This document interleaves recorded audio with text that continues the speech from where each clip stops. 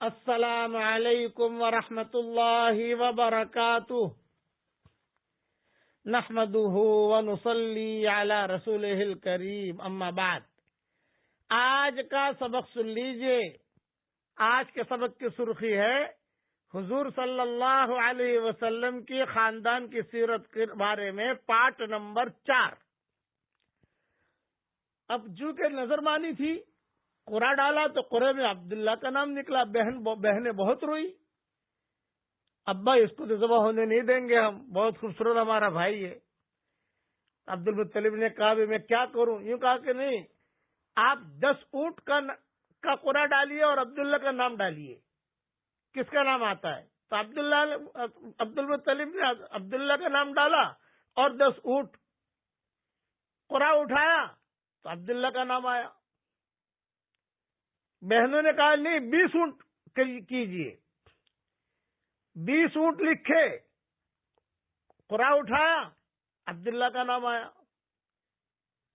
پھر 30 اونٹ کیجئے، قرآن اٹھایا، عبداللہ کا نام آیا۔ کتابوں میں لکھا ہے 100 اونٹ تک گئے عبد المطلب، 100 اونٹ تک، یعنی 100 BMW۔ جب 100 اونٹ تک پہنچے اور قرآن ڈالا، اب 100 اونٹ کا نام آیا۔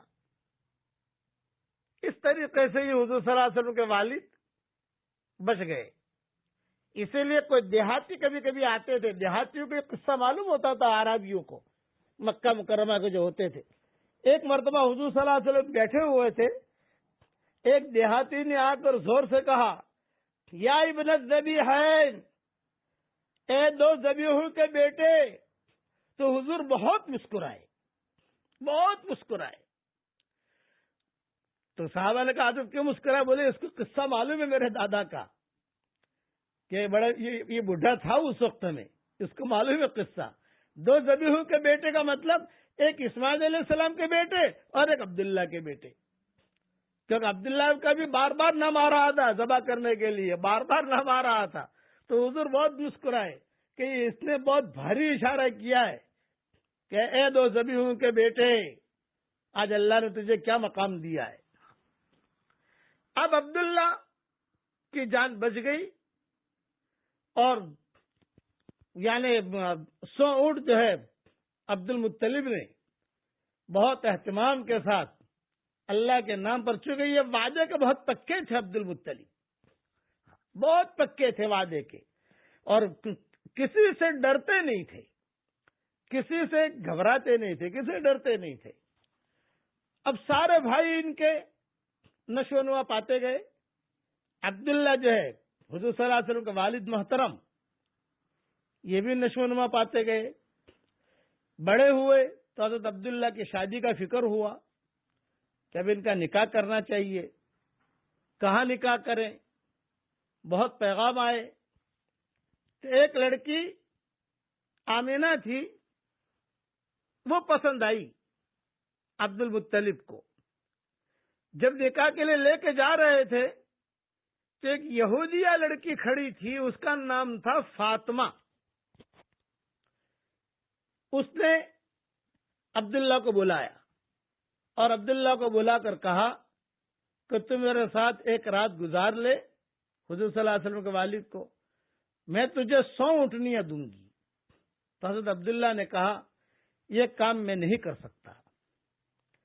چنانچہ وہاں گئے، آمنہ سے نکاح ہوا، کچھ راتیں قیام کیا، واپس آئے، وہی فاطمہ کھڑی تھی یہودیہ۔ جب وہ کھڑی تھی تو اس نے کوئی توجہ نہیں دی۔ تو عبداللہ نے پوچھا، بھی کچھ راتیں پہلے تو بہت اہتمام سے بلا رہی تھی مجھے، اب دیکھتی بھی نہیں۔ تو وہ فاطمہ جو تھی وہ تورات اور انجیل بہت پڑھا کرتی تھی، تورات کی حافظہ تھی، انجیل کی حافظہ تھی۔ وہ کہتی تھی جب آپ جا رہے تھے شادی کے لیے تو آپ کی پیشانی پر نبوت کا نور موجود تھا۔ میں چاہتی تھی کہ یہ نبوت کا نور میرے پیٹ میں آئے، لیکن اب یہ نبوت کا نور کسی اور لڑکی کے پیٹ میں چلا گیا ہے۔ اتنی ماہرہ تھی یہ فاطمہ، تورات اور انجیل بہت پڑھتی تھی۔ اور کعبے کے پاس ہی بیٹھی رہتی تھی، لمبی چوڑی تسبیح لے کر آپا بن کے، اور تورات اور انجیل گنگنایا کرتی تھی۔ بقیہ تفصیل کل پوری کروں گا انشاءاللہ۔ اب پڑھ لیجئے میرے ساتھ، لا الہ الا اللہ وحدہ انجز وعدہ ونصر عبدہ وہزم الاحزاب وحدہ۔ اللہ تعالیٰ یہ جملے ہم سب کے لیے قبول فرمائے، آمین آمین، وآخر دعوانا ان الحمد للہ رب العالمین۔